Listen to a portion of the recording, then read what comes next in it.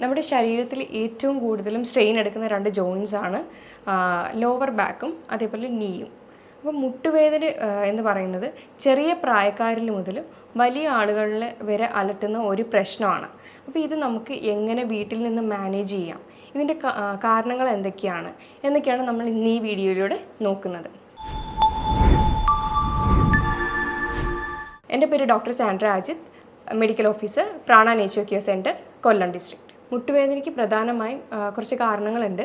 30% അതിൽ വരുന്നത് nutrient deficiencies, അമിതവണ്ണം, പിന്നെ വേറെ സ്പോർട്സ് ഇഞ്ചുറീസ്, ഫ്രാക്ചർ, ട്രോമ, അങ്ങനെയുള്ള കാരണങ്ങൾ കൊണ്ടാണ് 30% മുട്ടുവേദനകൾ ഉണ്ടാകുന്നത്. എന്നാൽ 70% മുട്ടുവേദനകൾ ഉണ്ടാകുന്നത് എല്ല് തേയ്മാനം മൂലമാണ്. നമ്മുടെ ശരീരത്ത് ദിവസവും കോടാനുകോടി കോശങ്ങളാണ് നശിച്ചുകൊണ്ടിരിക്കുന്നത്. എന്നാൽ അത്രയും തന്നെ പുനർജനിക്കുന്നുമുണ്ട്. ഇതേ കാരണങ്ങൾ തന്നെയാണ് നമ്മുടെ ജോയിൻസിൻ്റെ കാര്യത്തിൽ വരുമ്പോഴും. അപ്പോൾ ഇങ്ങനെ എനിക്കുന്ന സമയത്ത് ഇതേപോലെ ന്യൂട്രിയൻസിൻ്റെ ഡെഫിഷ്യൻസി മൂലം ഈ എല്ലുകളിൽ തേയ്മാനം വരാനായിട്ടുള്ള ചാൻസ് കൂടുതലാണ്.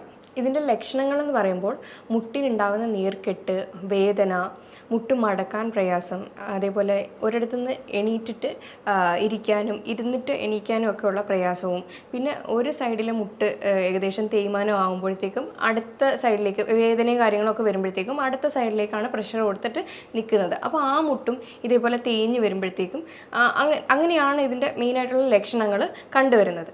കാൽമുട്ടിൻ്റെ വേദന എല്ലാ പ്രായക്കാരിലും കണ്ടുവരുന്ന ഒന്നാണ്. അതായത് കുട്ടികളിൽ 4 തൊട്ട് 10 വയസ്സുള്ള കുഞ്ഞുങ്ങളിലാണെങ്കിൽ ഇത് റെഫേർഡ് പെയിനായിട്ടാണ് കാണിക്കുന്നത്. അതായത് അവരുടെ അരക്കെട്ടിൽ നീർക്കെട്ടോ കാര്യങ്ങളോ എന്തെങ്കിലും ഉണ്ടെങ്കിൽ അത് മുട്ടുവേദനയായിട്ടാണ് പ്രസൻറ്റ് ചെയ്യുന്നത്. എന്നാൽ കൗമാരക്കാരിൽ ഇത് കോൺട്രോമലേഷ്യ പെറ്റല്ല, അതായത് റണ്ണേഴ്സ് നീ എന്നറിയപ്പെടുന്ന ഒരു കണ്ടീഷൻ മൂലമാണ് ഇത് വരുന്നത്. ഇതിൻ്റെ ആ ഒരു തരുണാസ്ഥി, അതായത് ആ ഒരു ഇടയിലുള്ള തരുണാസ്ഥി സോഫ്റ്റൺ ആവുകയാണ് ചെയ്യുന്നത്. ഇതിന് കാരണം എന്തെങ്കിലും ഇഞ്ചുറിയോ അല്ലെങ്കിൽ മുട്ടിൻ്റെ അമിതമായിട്ടുള്ള ഉപയോഗം മൂലമാണ് ഈ ഒരു കണ്ടീഷൻ വരുന്നത്. മുതിർന്നവരിൽ മുട്ടുവേദന വരുന്നത് ഓസ്റ്റിയോ ആർത്രൈറ്റിസ് എന്ന കണ്ടീഷനാണ്. ഏതെങ്കിലും തരത്തിലുള്ള വാദം അല്ലെങ്കിൽ ആമവാദം, പിന്നെ ഗൗട്ടി ആർത്രൈറ്റിസ്, ഇങ്ങനെയുള്ള കണ്ടീഷൻസിലാണ് മുതിർന്നവരിൽ മുട്ടുവേദനയുടെ കാരണങ്ങളായിട്ട് വരുന്നത്. അതുകൂടാതെ ന്യൂട്രീഷണൽ ഡെഫിഷ്യൻസീസ് ഉള്ളവർക്കും ഈ പറയുന്ന മുട്ടുവേദന പ്രസൻറ്റ് ചെയ്യുന്നുണ്ട്. അതുപോലെ തന്നെയാണ് ഓവർ വെയ്റ്റ് ആയിട്ടുള്ളവർക്കും മുട്ടുവേദന പ്രസൻറ്റ് ചെയ്യുന്നുണ്ട്. ഓവർ വെയ്റ്റ് എന്ന് പറയുമ്പോൾ നമുക്ക് ശരീരത്തിന് താങ്ങാവുന്നതിനും അപ്പുറം വരുമ്പോഴത്തേക്കും മുട്ടിന് അത് ഒരുപാട് സ്ട്രെസ്സാണ് കൊടുക്കുന്നത്. അപ്പം മുട്ടിന് നമ്മൾ 1 കിലോ കുറയ്ക്കുകയാണെങ്കിൽ തന്നെയും 3 കിലോയോളമാണ് മുട്ടിന് അവിടെ കുറഞ്ഞ് വരുന്നത്. അപ്പോൾ മാക്സിമം ഒന്ന് വെയ്റ്റ് കൺട്രോൾ ചെയ്യാനായിട്ട് തന്നെ നമ്മൾ ശ്രദ്ധിക്കേണ്ടതാണ്. മാസക്കുളി അവസാനിച്ച സ്ത്രീകളിൽ ഇതേപോലെ കാൽഷ്യം മെറ്റബോളിസം കുറയുകയും അതേപോലെ തന്നെ ഈസ്ട്രജൻ ഹോർമോണിൽ ഉണ്ടാകുന്ന വ്യത്യാസമൊക്കെ ഈ മുട്ടുവേദനയ്ക്ക് കാരണമാകുന്നു. ഇതേപോലെ തന്നെയാണ് യൂട്രസ് റിമൂവ് ചെയ്ത സ്ത്രീകൾക്കും തൈറോയിഡ് പ്രശ്നമുള്ളവർക്കും ഒക്കെ കാൽഷ്യം മെറ്റബോളിസത്തിൻ്റെ വ്യത്യാസം വന്നിട്ട് ഇതേപോലെ തന്നെ മുട്ടുവേദന വരാനായിട്ടുള്ള ഒരു കാരണമാണ്. ചില സ്കിൻ കണ്ടീഷൻസിലും നമ്മൾ മുട്ടുവേദന കണ്ടുവരുന്നുണ്ട്. അതായത് സോറിയാറ്റിക് ആർത്രൈറ്റിസ് എന്ന കണ്ടീഷൻസിലും മുട്ടുവേദന പ്രസൻറ്റ് ചെയ്യാറുണ്ട്. നമ്മൾ ആദ്യമായിട്ട്, അതായത് ഒരാൾക്ക് മുട്ടുവേദന വന്നു കഴിഞ്ഞാൽ ആദ്യം വീട്ടിൽ നിന്ന് തന്നെ സ്വയം ചികിത്സയാണ് ചെയ്യുന്നത്. എന്തെങ്കിലും പെയിൻ ബാമോ ഓയിൻമെൻറ്റ്സോ ഒക്കെ പുരട്ടി അതൊന്ന് മാനേജ് ചെയ്യുകയാണ് ചെയ്യുന്നത്.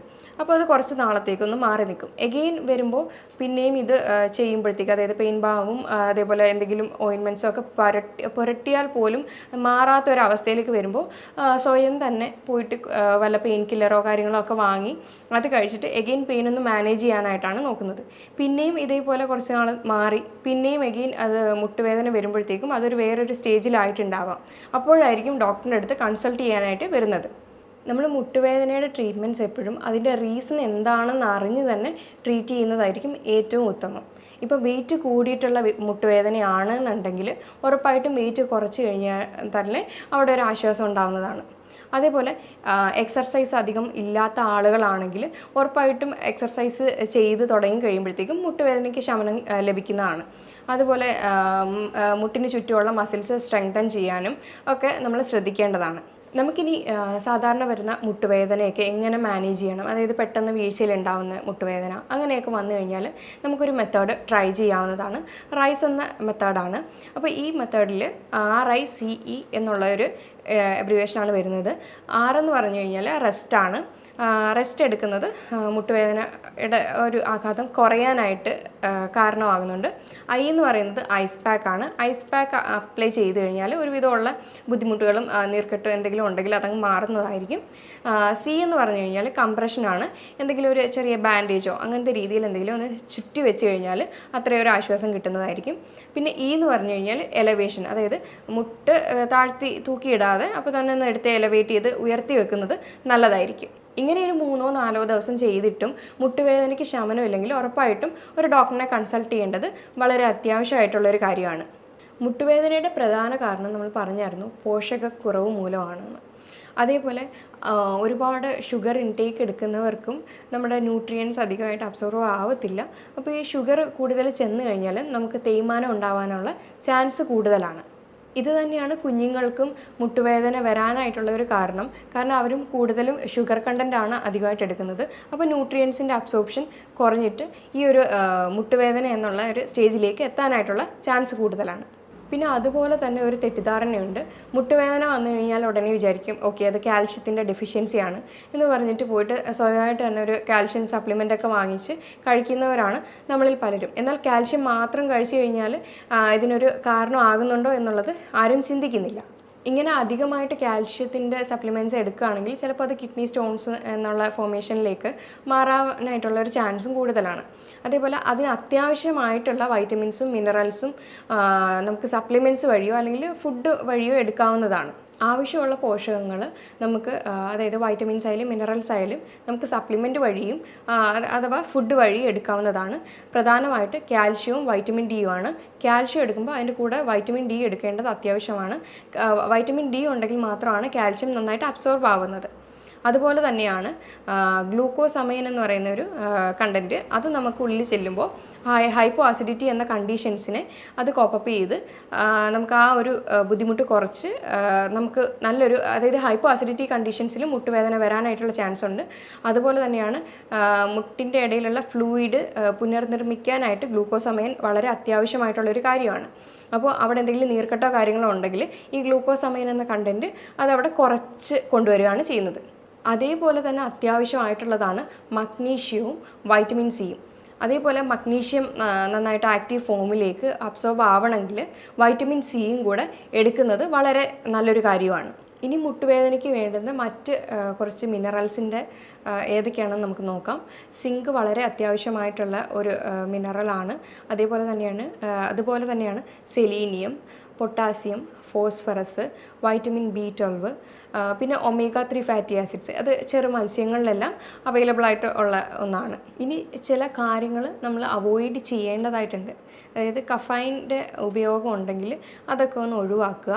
അങ്ങനെയുണ്ട് കഫൈനായാലും നമ്മൾ ടാനിൻ, അതായത് ടീയിലടങ്ങിയ കണ്ടൻ്റാണ്. അപ്പോൾ ഇതൊക്കെ ഉണ്ടെങ്കിൽ കാൽഷ്യത്തിൻ്റെ ആയാലും അയണിൻ്റെ ആയാലും അബ്സോർപ്ഷൻ കറക്റ്റായിട്ട് നടക്കത്തില്ല. അത് ചിലർ കൂടുതലും ഭക്ഷണത്തിൻ്റെ കൂടെയാണ് ചായ ആയാലും കാപ്പി ആയാലും കുടിക്കുന്നത്. അപ്പോൾ നമ്മുടെ ന്യൂട്രിയൻസ് അബ്സോർപ്ഷൻ കറക്റ്റായിട്ട് നടക്കത്തില്ല. അതേപോലെ തന്നെയാണ് റിഫൈൻഡ് ഓയിലായിട്ടുള്ള സൺഫ്ലവർ, പാം ഓയിൽ, ഇതൊക്കെ വേദനകളെ നീർക്കെട്ട് കൂട്ടുകയാണ് ചെയ്യുന്നത്. അപ്പോൾ അതുകൊണ്ട് കോക്കനട്ട് ഓയിലും ഒലിവ് ഓയിലും ഒക്കെയാണ് ഏറ്റവും ബെറ്റർ ആയിട്ടുള്ളൊരു ഓപ്ഷൻ. പിന്നെ ഷുഗർ കണ്ടൻറ്റൊക്കെ അധികമായിട്ട് എടുക്കുന്നവരാണെങ്കിൽ, അതായത് പല ബേക്കറി പലഹാരങ്ങളിലും ഹൈ ഫ്രക്ടോസ് കോൺ സിറപ്പ് അടങ്ങിയ ബേക്കറി ഐറ്റംസിലും സോഫ്റ്റ് ഡ്രിങ്ക്സ് അങ്ങനെയുള്ള സാധനങ്ങളൊക്കെ മാക്സിമം ഒന്ന് കുറച്ച് നമ്മൾ കൂടുതലും ഇൻക്ലൂഡ് ചെയ്യാൻ നോക്കുക.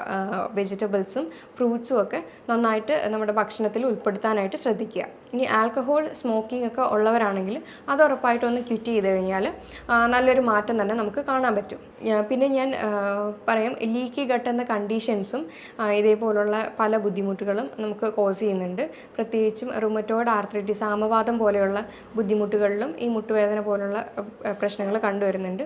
അപ്പോൾ അങ്ങനെയുള്ള പ്രശ്നങ്ങളെല്ലാം നമുക്ക് ജീവിതശൈലി മാറ്റത്തിലൂടെ തന്നെ ചെയ്യാവുന്നതാണ്. എക്സസീവ് ബാക്ടീരിയ ടോക്സിൻസ് ഒക്കെ ഉണ്ടെങ്കിൽ അത് നമുക്ക്, അതായത് വായ്നാറ്റം അങ്ങനെയൊക്കെ എന്തെങ്കിലുമൊക്കെ ഉണ്ടെങ്കിൽ നമുക്ക് ഓയിൽ പുള്ളിങ് വളരെ നന്നായിട്ട് ഹെൽപ്പ് ചെയ്യുന്ന ഒന്നാണ്.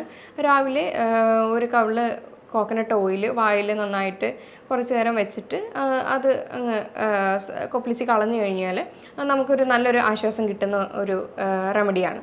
ഇനി നമുക്ക് നോക്കാവുന്നത് ക്രൂസിഫറസ് വെജിറ്റബിൾസ് ആയ കോളിഫ്ലവർ, ബ്രൊക്കോളി, ക്യാബേജ് ഇതൊക്കെ നമ്മുടെ ഭക്ഷണത്തിൽ ഇൻക്ലൂഡ് ചെയ്യുന്നത് വളരെയധികം നല്ലതാണ്.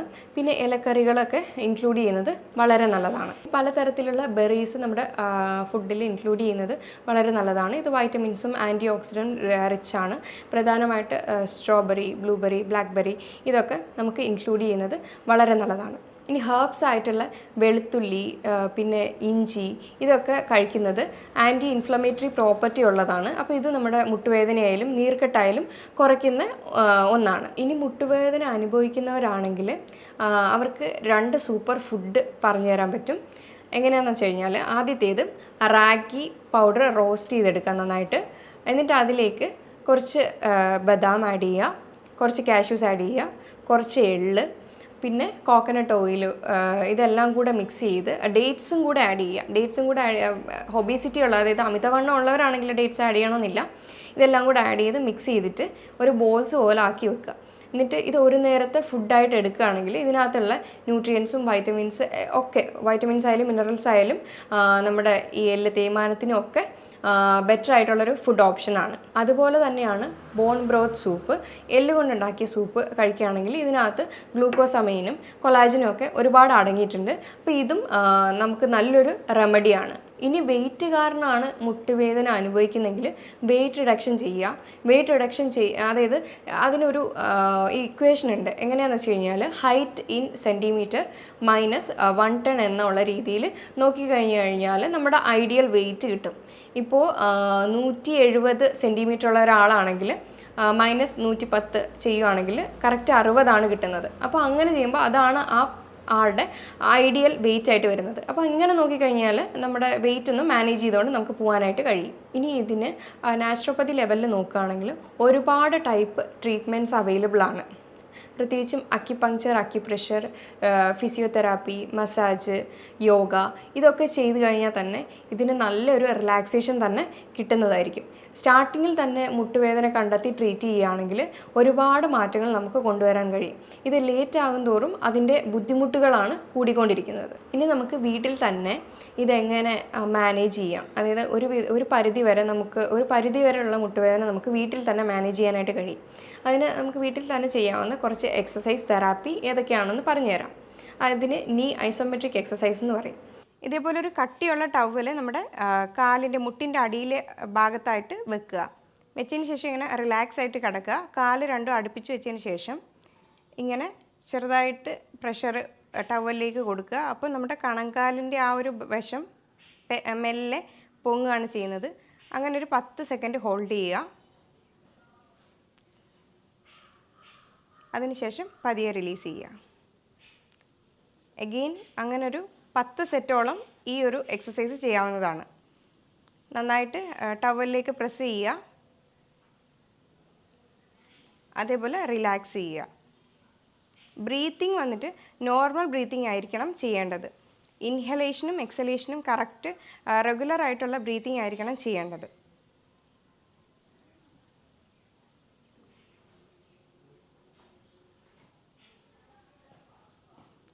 ഇതാണ് ആദ്യത്തെ എക്സസൈസ്. ഇത് രണ്ടാമത്തെ എക്സസൈസാണ്. മാറ്റിലേക്ക് ഇങ്ങനെ നിവർന്ന് കിടക്കുക. കാലുകൾ രണ്ടും അടുപ്പിച്ച് വെക്കുക, കൈകൾ രണ്ടും അടുപ്പിച്ച് വെക്കുക. ബ്രീത്തിങ് നോർമൽ ബ്രീത്തിങ് ആണ്. ഇതും ഒരു 10 സെറ്റോളം ചെയ്യാവുന്നതാണ്. ഇതിന് ആംഗിൾ പമ്പിങ് എക്സസൈസ് എന്ന് പറയും. ആംഗിൾ പമ്പിങ് എക്സസൈസ് എന്ന് പറഞ്ഞു കഴിഞ്ഞാൽ നമ്മുടെ 2 കാലുകളും അടുപ്പിച്ച് വെച്ചതിന് ശേഷം കണങ്കാല് ഫ്രണ്ടിലേക്കും ബാക്കിലേക്കും ആക്കുക. ഇതുപോലെ ഒരു 10 സെറ്റ് ദിവസവും ചെയ്യുക.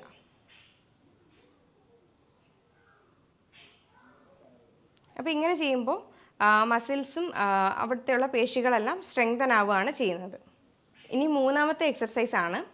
കാലുകൾ രണ്ടും നേരെ വെക്കുക, കൈകൾ രണ്ടും ശരീരത്തോട് അടുപ്പിച്ച് വെക്കുക. എന്നിട്ട് ഓരോ കാലുകളായിട്ട് മാറ്റിൽ കുത്തി വെക്കുക. എന്നിട്ട് ചെറിയൊരു ഗ്യാപ്പ് കാലിൻ്റെ ഇടയിൽ കൊടുക്കുക. എന്നിട്ട് കൈകൾ രണ്ടും കണങ്കാലിൻ്റെ അടുത്തേക്ക് പ്ലേസ് ചെയ്ത് ഇങ്ങനെ വെക്കുക. അതിനുശേഷം ശ്വാസം എടുത്തുകൊണ്ട് നമ്മുടെ ബട്ടക്ക് റീജിയൻ ഉയർത്തേണ്ടതാണ്. പിന്നെ അവിടെ ചെന്നിട്ട് ബ്രീത്തിങ് ഹോൾഡ് ചെയ്യേണ്ട ആവശ്യം വരുന്നില്ല. നോർമൽ ബ്രീത്തിങ്ങിൽ തന്നെ ഈ ഒരു എക്സർസൈസ് പ്രാക്ടീസ് ചെയ്യാവുന്നതാണ്. കുറച്ച് നേരം അവിടെ അങ്ങനെ മെയിൻറ്റെയിൻ ചെയ്യുക നോർമൽ ബ്രീത്തിങ്ങിൽ. എഗെയിൻ എക്സെയിൽ ചെയ്ത് താഴേക്ക്. അഗെയിൻ ഇൻഹേൽ ചെയ്ത് മേലേക്ക്, ഹോൾഡ് ചെയ്യുക. ബ്രീത്തിങ് ഹോൾഡ് ചെയ്യേണ്ട, നോർമൽ ബ്രീത്തിങ് ആണ്. അഗെയിൻ എക്സേൽ ചെയ്ത് താഴേക്ക്. അങ്ങനെ ഒരു പ്രാവശ്യം കൂടെ ചെയ്യാം.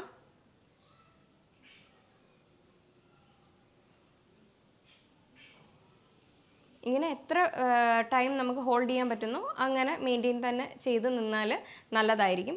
പിന്നെ ഇതിന് ബ്രീത്തിങ് ഹോൾഡ് ചെയ്ത് ചെയ്യണ്ട എന്ന് പറഞ്ഞതിൻ്റെ കാരണം തന്നെ ചിലപ്പോൾ എന്തെങ്കിലും മസിൽ ക്രാംസോ അല്ലെങ്കിൽ മസിൽ കയറി പിടുത്തം ഒക്കെ വരാനായിട്ടുള്ള ചാൻസ് കൂടുതലാണ്. അതുകൊണ്ട് ഇതിന് ബ്രീത്തിങ് വളരെ ഇമ്പോർട്ടൻ്റ് ആയിട്ടുള്ള ഒരു കാര്യമാണ്. അപ്പോൾ ഇത്രയൊക്കെ ചെയ്താൽ തന്നെ ദിവസവും 1-2 പ്രാവശ്യം ഈ പറയുന്ന എക്സർസൈസ് എല്ലാം ചെയ്തു കഴിഞ്ഞാൽ തന്നെ ഒരു പരിധി വരെയുള്ള മുട്ടുവേദന നമുക്ക് വീട്ടിൽ നിന്ന് തന്നെ കുറയ്ക്കാൻ പറ്റും. ഈ എക്സർസൈസ് മാത്രം ചെയ്തുകൊണ്ട് ഒരിക്കലും ഒരു കാര്യമില്ല. ഞാൻ നേരത്തെ വീഡിയോയിലൂടെ പറഞ്ഞതുപോലെ ആ ഭക്ഷണങ്ങളും സപ്ലിമെൻറ്റ്സ് എടുക്കണമെങ്കിൽ അങ്ങനെയും എടുക്കുക. എന്നാൽ അതിൻ്റെ കൂടെ ഈ ഒരു എക്സർസൈസുകളും കാര്യങ്ങളൊക്കെ ചെയ്യുമ്പോഴായിരിക്കും നല്ലൊരു മാറ്റമായിട്ട് വരുന്നത്. ഇനി യോഗാസനാസ് നോക്കുകയാണെങ്കിൽ അത് നീ ബെൻഡ് ചെയ്തിട്ട് ഇല്ല സിറ്റിംഗ് പോസ്ചറിൽ കുറച്ച് നേരം ഇരിക്കുക, അതേപോലെ റിലാക്സ് ചെയ്യുക. ഇത് ഒരുപാട് വേദന ഉള്ളവരാണെങ്കിൽ അത് ചെയ്യാതിരിക്കുന്നതായിരിക്കും നല്ലത്. ഒരു ചെറിയ വേദനയൊക്കെ ആണെങ്കിൽ ഈ ഒരു എക്സസൈസ് തന്നെ ചെയ്തു നോക്കുക. നമ്മുടെ മസിൽസും മുട്ടിന് ചുറ്റുമുള്ള പേശികളും ഒക്കെ സ്ട്രെങ്തൻ ആവുകയാണ് ചെയ്യുന്നത്.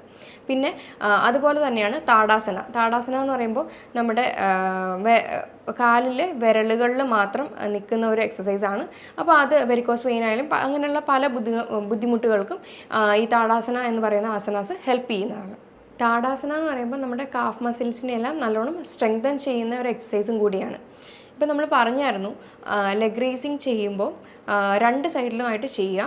ഇത് നമ്മുടെ മസിൽസിനെല്ലാം നന്നായിട്ട് സ്ട്രെങ്തൻ ചെയ്യുകയാണ് ചെയ്യുന്നത്. ഇത്രയൊക്കെ ചെയ്ത് കഴിഞ്ഞാൽ തന്നെ നമ്മുടെ ഒരു പരിധി വരെയുള്ള മുട്ടുവേദനകളും കാര്യങ്ങളും അതിൻ്റെ കഷ്ടതകളും ഒക്കെ കുറയ്ക്കാനായിട്ട് നമ്മളെ കൊണ്ട് കഴിയും.